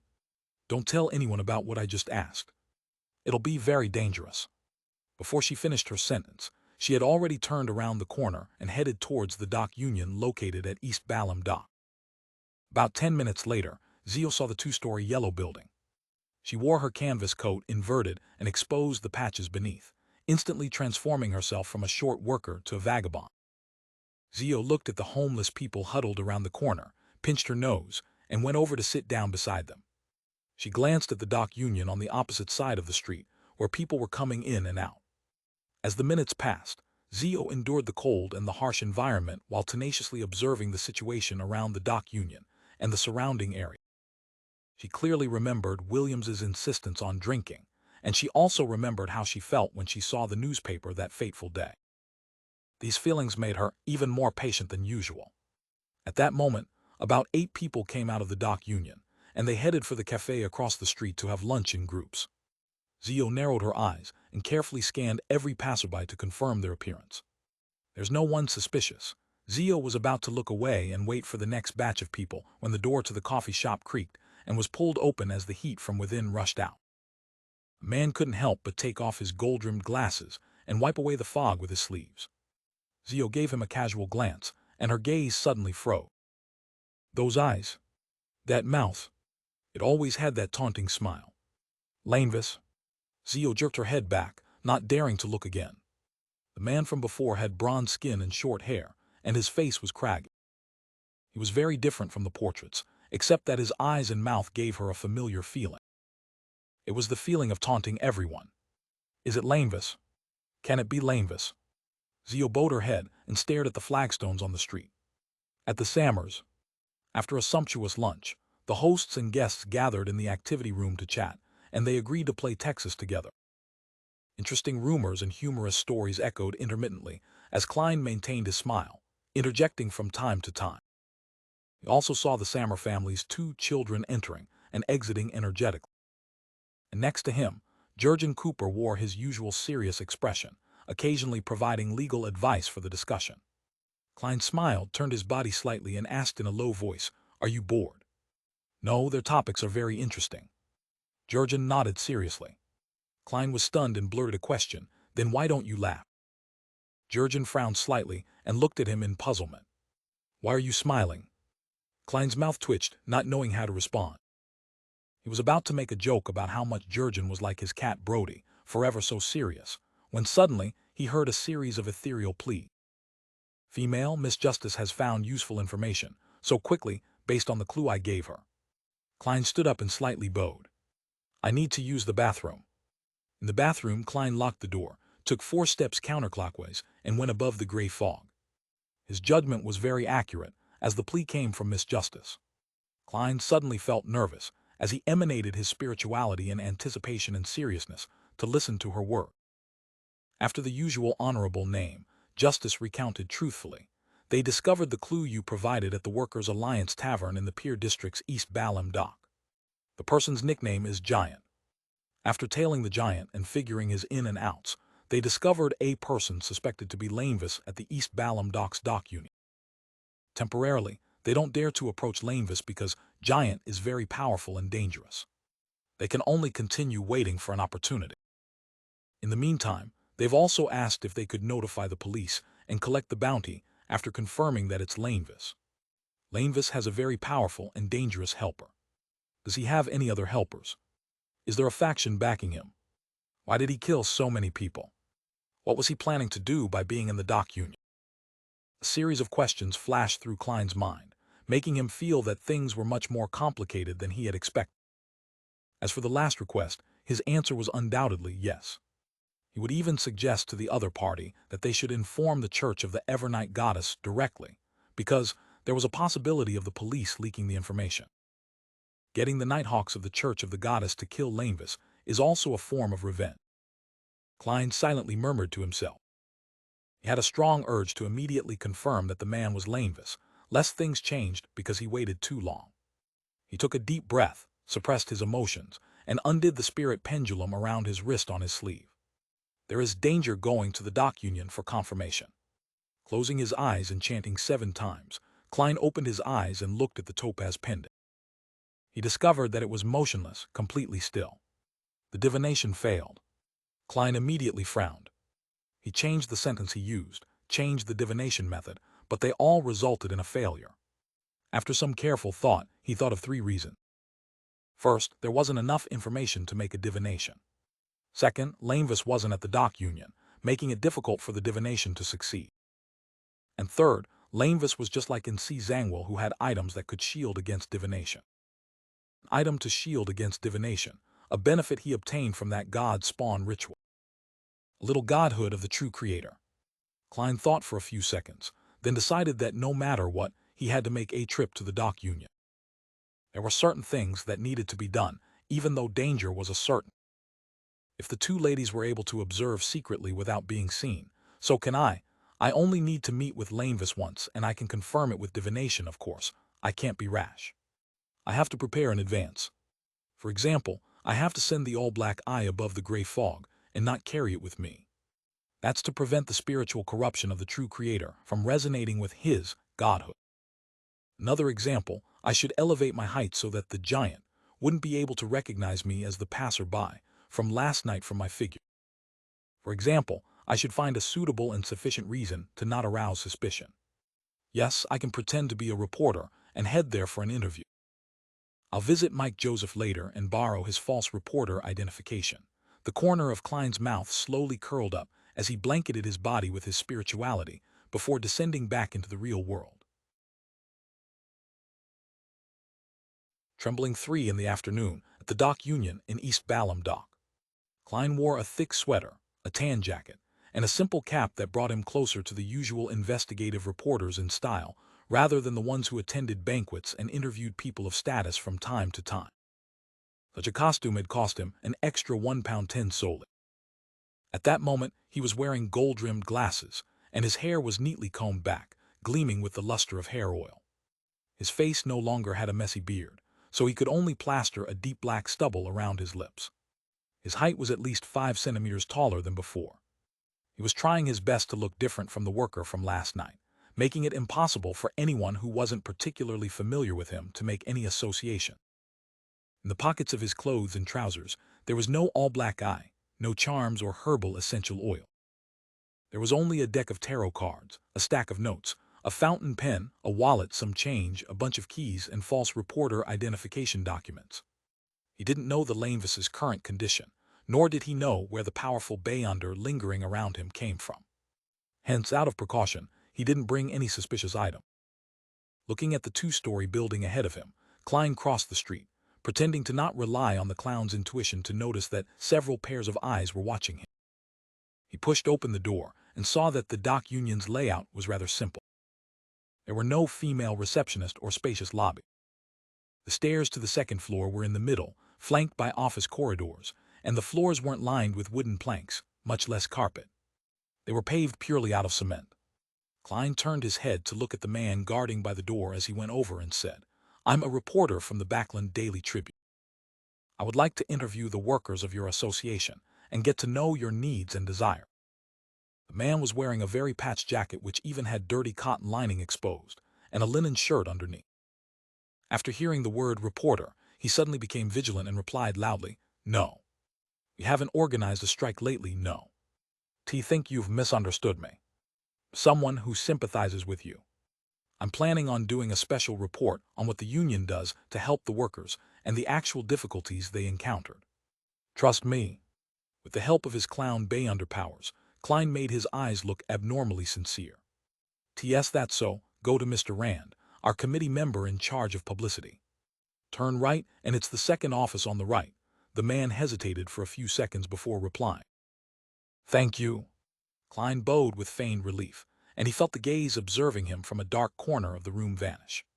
He turned to his right and, with his back perspiring in cold sweat, knocked on the office door. The door creaked open. A middle-aged man with sparse hair looked at him and asked, "May I know who you are?" "Mr. Rand. I'm reporter Statham from the Backland Daily Tribune. This is my reporter identification document. I'd like to make a report with unions as the theme to help you acquire more attention." Klein almost believed he was a journalist. "That's me." The middle-aged man looked at the reporter's identification documents and said hesitatingly, clearly unwillingly, "It's hard for me to believe that you reporters are here to help us. I was born in Eastborough, and I know how miserable the lives of the workers are. If you don't believe me, you can follow me the entire time and monitor my every question." Klein suddenly smiled and added, "A report with actual interview data would be better than nothing, far better than news that's written purely based on imagination.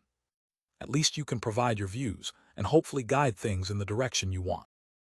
Rand touched his scalp and replied hesitantly, "All right then, I'll follow you the entire time." "Thank you." Klein almost lost control of his emotion.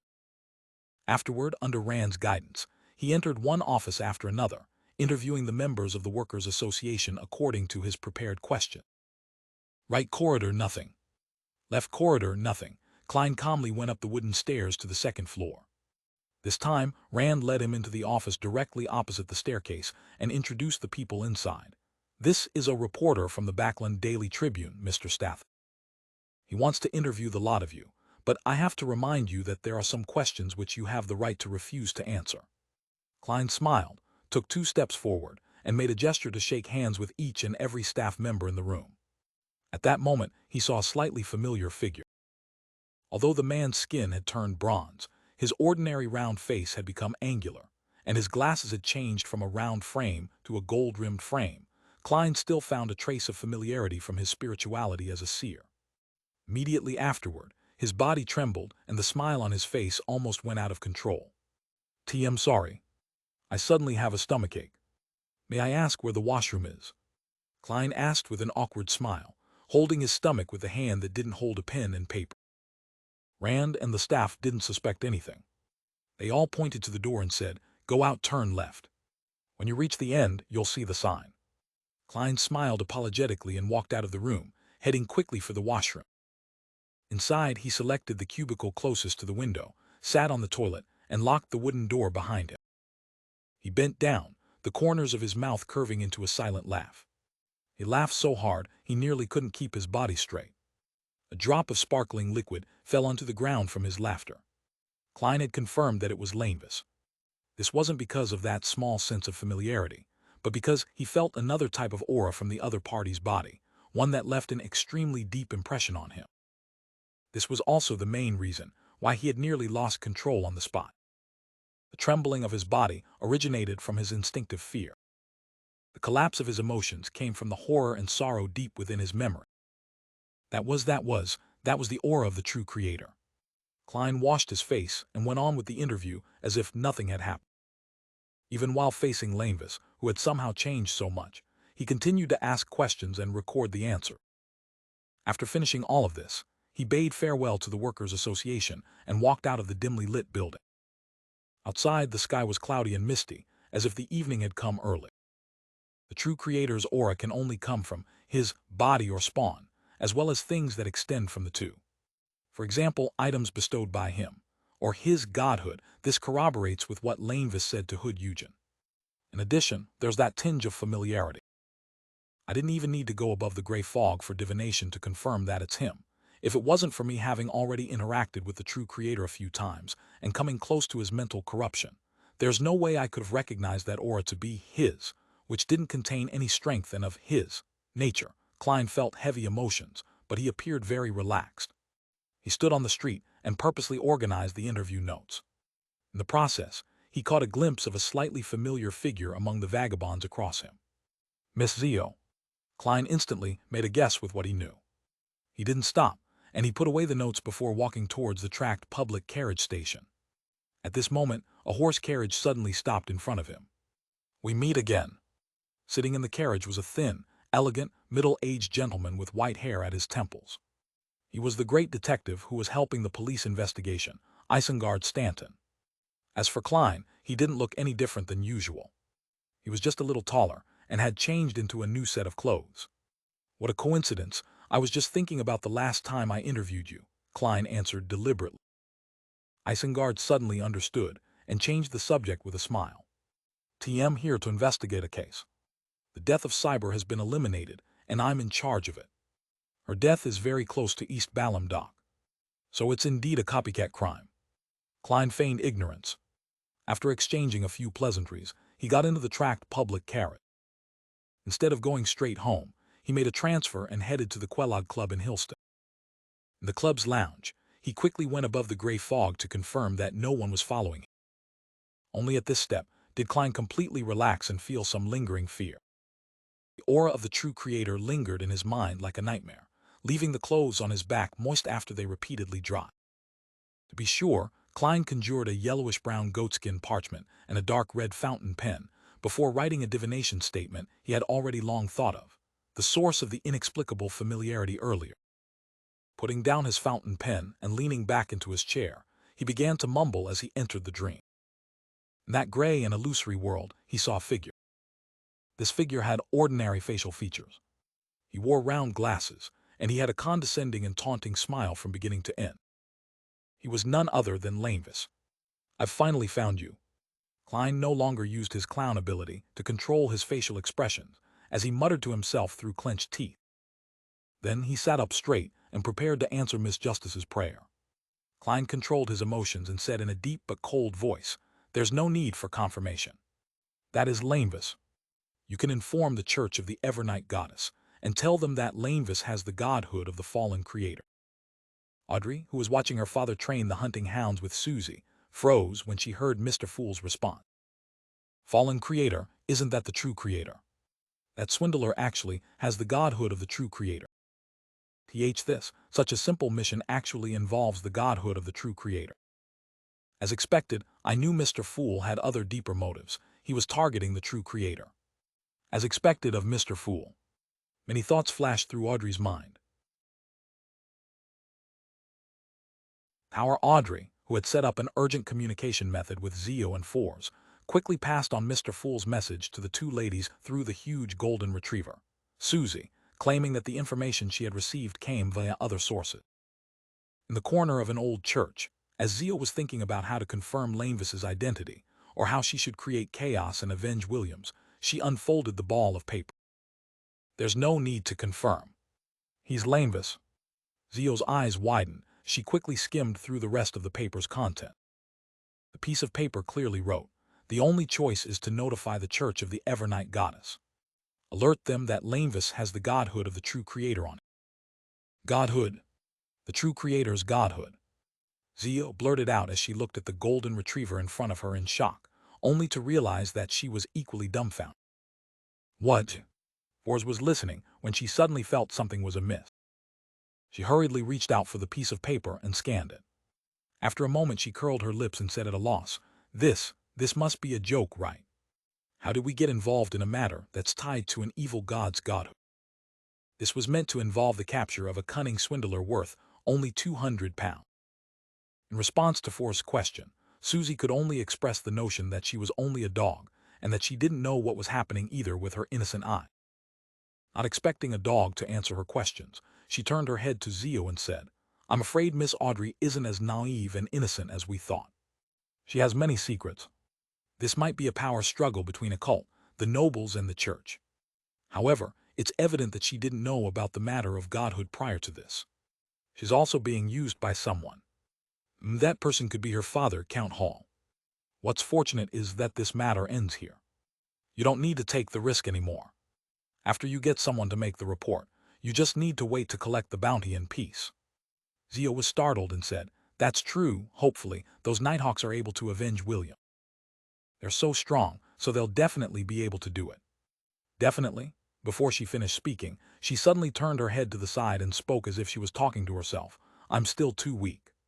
Too weak? Zio jerked her hand up, covering her mouth and nose. I'm still too weak. If not for that, I would have chosen to take revenge myself. But right now I can only take a step back, not to mention there's Giant, and those hidden helpers around Lanevis. With just his godhood, he isn't someone I can deal with. With the reaction speed of the Nighthawks, they'll likely take action tonight once they receive the report. The Backland Diocese is second only to the church's headquarters. They have many sealed artifacts and many powerful Bayonder. There's no need to wait for any additional helpers. After completing his task of informing Audrey, Klein returned to the real world. He stuck on a beard, changed his hairstyle, and stared into the mirror for several minutes. He felt anticipation and excitement, as well as depression and a sense of powerlessness. Before the evening arrived, he left the Kellogg Club and returned to Minsk Street. On his way, he went to the grocery market and found a stall that was bustling with its great business.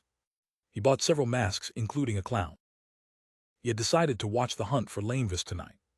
He wanted to see the other party pay the price for his madness with his own eye.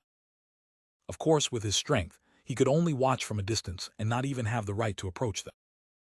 By 11 o'clock, when many people were in their dreams, Klein changed into his grayish-blue worker's uniform and disguised himself as he had the night before. Then he put on his cap, walked a few streets away, and took a rental carriage to the Backland Bridge area. Once there, he switched to walking and walked all the way to the East Balham dock. His interview yesterday included questions such as, where are you staying now, and how's the environment like?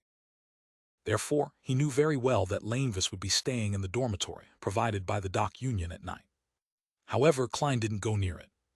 Instead, he carefully went around it.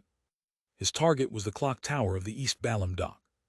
In Backland, in addition to the large church with its tall, iconic clock tower, many government buildings were also equipped with one. However, they weren't necessarily tall, grand, and not ornate. It was mostly built for pragmatic reasons, such as this one in the East Balham dock. Compared to the surrounding buildings that reached a maximum of 3 stories, it was like a giant that stood high in the night sky as it overlooked the entire area. Klein easily entered the interior of the clock tower and went up the endless flight of spiral stairs as he moved quickly in the darkness. Finally, he arrived at his destination. He arrived at the top of the gigantic wall clock. It was surrounded by a dark yellow fence, and at the top of his head was a steeple that could be reached by stretching his hand. Taking a few steps forward, Klein hid in the shadows, got a sense of his bearings, and looked towards the dock union's dormitory. It was a 2-story, brick-red building, and the occasional pedestrian resembled a black dot in Klein's eye. He stared for a few seconds, then took a step back and sank into the darkness. At the same time, he took out his newly bought mask and wore it. It was a clown with the corner of its mouth sharply raised and a painted red nose. A happy clown. Wearing a clown mask, Klein stood in the rich darkness, patiently waiting for the predetermined show. He waited for 2 hours. When the hands of the large wall clock passed 1 o'clock, he suddenly saw something flying from the distance. It was a huge airship covered in dark black paint. If it weren't for the faint moonlight, it would have been indistinguishable from the night sky. Unlike what was described in the newspapers and magazines, depicting them as machines that emitted exaggerated mechanical noises, Its oars rotated quietly, as silent as a vulture who had found its prey but hadn't found a chance. The solid, light alloy supported the cotton frame, and below it hung the compartment for guns, projectile launchers, and cannons. At a glance, it appeared to be a powerful deterrent. It's silent. Is this a temporary result caused by Beyonder me? Klein, wearing his clown mask, looked at the slowly descending airship and made a guess. At this moment, he was most puzzled over the dispatch of an airship for a small-scale Beyonder battle in a densely populated area of the city. Aren't they afraid of dealing collateral damage to the surrounding citizens? Aren't they afraid of causing panic? Very soon, the airship hovered about 10 meters in the air. This way, Klein was even less worried about being discovered. His position was much higher than them. Observing the situation below, he suddenly had a hunch. It was likely that the airship wouldn't engage in combat, but rather provide air surveillance of the area to give the personnel involved in the operation a better view and prevent the target from escaping if any accidents occur. Right at this moment, 3 figures dressed in black robes suddenly appeared in front of the 2-story brick-red building. The man in the lead didn't wear a hat, revealing his short golden-brown hair and blackish-green eyes, which appeared to be as deep as a windless lake. The collars of his shirt and windbreaker were propped up high, and his palms were covered with a layer of gloves that were as red as blood. A silver-white metal suitcase was wound around his left hand via a chain of the same color. This was one of the 9 high-ranking deacons of the Church of the Evernight Goddess, Krestet Sesamir. He was also one of the 3 powerhouses of the Red Gloves, and he happened to be in backline. After looking straight ahead, Sesamir turned his head to the left and said to his subordinate, "Use sealed artifact 163. Yes, Your Grace." The Nighthawk crouched down and helped Sesamir untie the chain around the silver suitcase. Throughout the entire process, Krestet Sesamir's muscles were very tense, as though he was fighting something. The Nighthawk on the left took a deep breath and pressed down suddenly, causing the illusionary ripples on the surface of the silver box to crack. The surrounding halo suddenly disappeared, as if it was completely sucked into the case. A bone sword that was less than a meter long emitted glossy, pure white light as it slowly floated up. Its blade had an ancient silver-coated mirror attached to it. The scenes reflected in the mirror were layered and superimposed without end. The Nighthawk on the left took the mirror and pointed it at the brick-red building. The building was clearly reflected in it, and nothing seemed to change. However, Sesamir slowly exhaled, stretched out his left hand to grasp the short bone sword. The surrounding halo was somewhat restored. "Let's go in." He started walking towards the entrance of the brick building.